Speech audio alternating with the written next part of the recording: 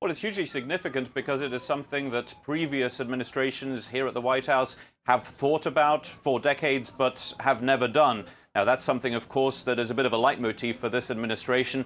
Donald Trump tries to do things that, more than anything, his direct predecessor Barack Obama didn't do, and this is certainly one of those things. Designating the Revolutionary Guard in Iran as a foreign terrorist organization is a pretty extreme step for the United States to take, and it most likely will have, obviously, repercussions in the region. First of all, interestingly enough, when it comes to how the United States and its intelligence agencies, for example, will deal with other countries in Iraq and Lebanon, for example, if their government employees, for example, or their officials have been in touch with the Revolutionary Guard before. Because remember that what this does is it means that anybody associated with the Iranian Revolutionary Guard will no longer be able to do business in the United States and indeed with the United States. But more than anything, those are some of the real tangible aspects of this designation by the State Department earlier today.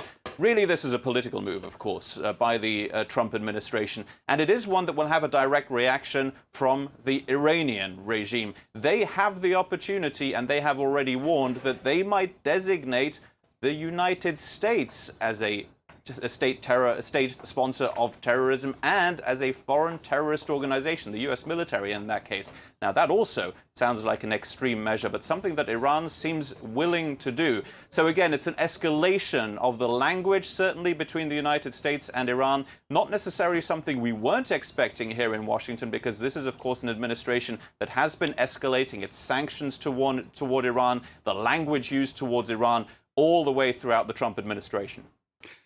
Philip, it would be hard to say that Trump's strategy with Iran so far has been successful. So what do you think the US administration is trying to achieve here?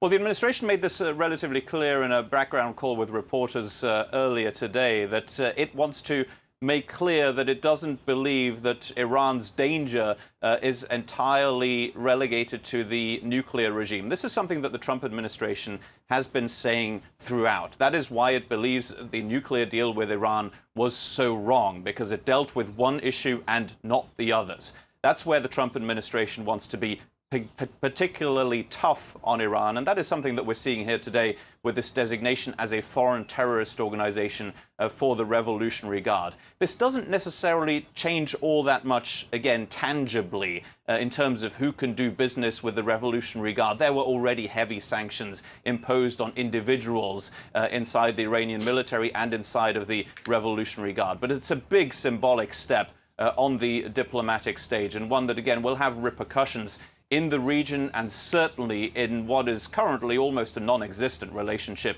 between the United States and Iran. Certainly things have changed significantly since the Obama administration. That much is very clear here today.